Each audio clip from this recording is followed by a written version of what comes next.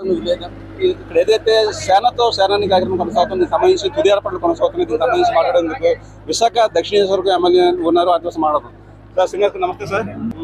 వర్షం సహకరించకపోయినా కూడా అద్భుతమైన ఏర్పాట్లను చేశాం.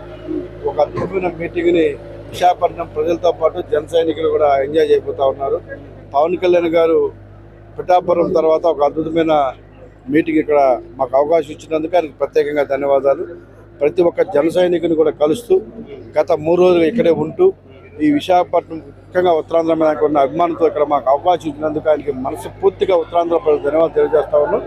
రానున్న రోజుల్లో అభివృద్ధితో పక్క సంక్షేమం పక్క ముఖ్యంగా యువతకి ఎంప్లాయ్మెంట్ మరో పక్క వీటి మీద పూర్తి స్థాయిలో ఆయనకు అవగాహన ఉంది కాబట్టి ఆ విధంగా ఈ ప్రాంతం అభివృద్ధి జరుగుతుందని చెప్పి అందరూ భావిస్తారు. సార్ ఇంకోటి సార్, ఇప్పుడు ఈ స్టేడియానికి అల్లూరు సీతారామరాజు స్టేడియం పెట్టారు అంటే ఈ ప్రాంత ఎమ్మెల్యేగా మీరు ఎలా భావిస్తున్నారు? చాలా హ్యాపీ అండి. ఎందుకంటే ఆ రోజు తెల్లదొరలని తరిమి కొట్టడంలో కీలక పాత్ర పోషించి ఒక విప్లవ వీరుడిగా ఈ ప్రాంతంలో ఎంతో ఒక గొప్ప వ్యక్తి పేరు పెట్టుకోవడం చాలా హ్యాపీగా ఉంది. ఆయన గురించి అందరికీ తెలిసిన విషయమే. సో చాలా హ్యాపీ ఫీల్ అవుతూ ఉన్నాం. రానున్న రోజుల్లో ఒక గొప్పవారి పేరు పెట్టుకుంటే ఎవరైనా సరే వాళ్ళ ఎన్టీ రామారావు గొప్ప నటుడు, ఒక గొప్ప ముఖ్యమంత్రి, ఆయన పేరు కొన్ని చోట్ల ఎలా పెట్టామో అలాగే ఒక స్వతంత్ర సమరయోధుడిగా ఆయన పేరు పెట్టడం చాలా హ్యాపీ. సార్ మరొక చివరి ప్రశ్న సార్, దాదాపు 2 ఏళ్ల క్రితం పవన్ కళ్యాణ్ గారు విశాఖపట్నం వచ్చి జనవాణి కార్యక్రమం నిర్వహిద్దాం అనుకుంటే అప్పుడే ప్రభుత్వం అడ్డుకుంది. ఆయన నోవాటల్లోనే దాదాపుగా ఒక బందీగా 3 రోజుల పాటు ఉండిపోయారు. ఒక అవమానకరమైన ఒక ఇబ్బందికరమైన పరిస్థితుల్లో తిరిగి వెళ్ళిపోయారు. అటువంటిది ఈ రోజున ఒక దేశం మొత్తం కూడా గర్వపడే విధంగా భారీ ఎత్తున ప్లేన్ నిర్వహిస్తున్నారు. మీరు ఎలా భావిస్తున్నారు? కాలం ఎవరిని కూడా వదలదు.